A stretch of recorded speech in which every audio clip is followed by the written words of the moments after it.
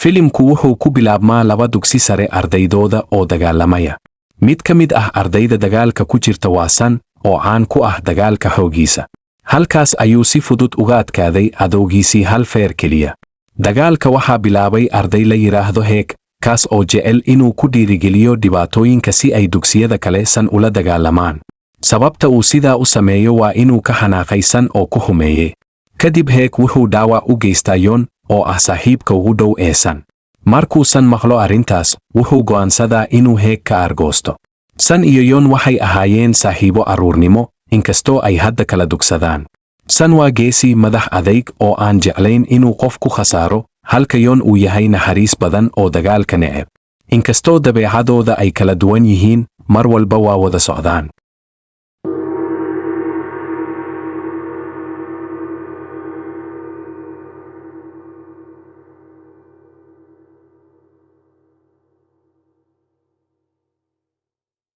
Maalin ayay arkeen waraaq xayeysiis tartan dagaal oo lacag badan lagu guulaysanayo. San wuu xiisaynayaa, laakiin Yoon wuxuu leeyahay waa khiyaano, kana digayaa saaxiibkiis. Intay socdeen, but Yante thinks it's a scam and tells Sung in not to get involved. San wuxuu arkay Heek oo gabadh la socda, wuxuuna markiiba weeraray si uu uga argoosto Daawo Yoon. Hal feer ayuu ku dhuftay ilaa uu lolliboodkii afka ku hayay jabay oo dhiig ka baxay. Taasi waxay Heek ka dhigtay mid caro badan oo go'aansaday inuu koox xoog leh u diro si aysan u garaacaan.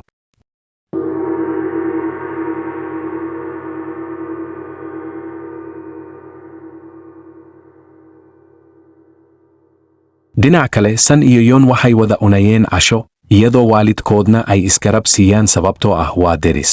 Yoon wuxuu ka helaa fariin gabadhiisa oo ku asuuntay ballan. San wuu ka xumaaday, wuxuuna dareemay in Yoon gabadha ka doorbiday. Waxay isku murmeen, Sanna wuu ka tegey. Yoon isagoo ballan ku jira ayuu damcay inuu San ka raaligeliyo oo uu raadiyo.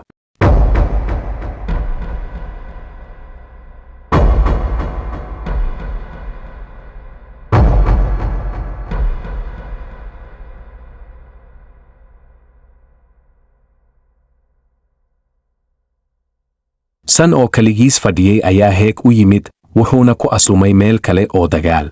Heek wuxuu diyaariyey 2 nin oo xoog leh, Cusub iyo Big Boy, si ay San u garaacaan. San wuxuu markii hore ka adkaaday caawiyayaashii Heek, laakiin dagaalka uu la galay Cusub wuxuu ku dhammaaday barbaro. Markii Big Boy soo galay, waxay si wada jir ah San ugu garaaceen si uu u awoodi waayo isdifaac. Yoon oo San raadinaya wuxuu arkay isagoo si xun loo garaacayo, balse cabsi darteed waxba ma qaban. Wuxuu dareemay ceeb iyo daciifnimo. Taasi waxay dhaawacday saaxiibtinimadoodii. Yoon wuu iska fogeeyey San, wuu iska indhatiray, wuxuuna xitaa ka baaqsaday inuu la hadlo. Ugu dambayn, Yoon wuxuu kaligiis u aaday figad alub uu ka helay waraaqdii. Inkasta oo uusan weligiis dagaalamin, wuxuu xusuustay sida San loogu garaacay hortiisa, taasoo siisay dhiirigelin. Wuu guulaystay dagaalkiisii ugu horreeyey. Maamulaha goobta Kim Bong ayaa ku qancay, wuxuuna noqday tababarahiisa, isagoo ka qaadanaya 3 eber lacagta.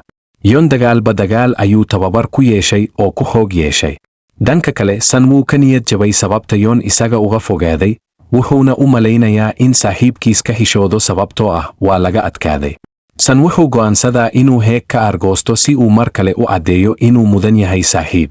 Yoon iyo Kim Bong waxay sii wadaan dagaalada, waxaana si tartiib ah Yoon uga noqdaa dagaalyahan caan ah oo xoog badan.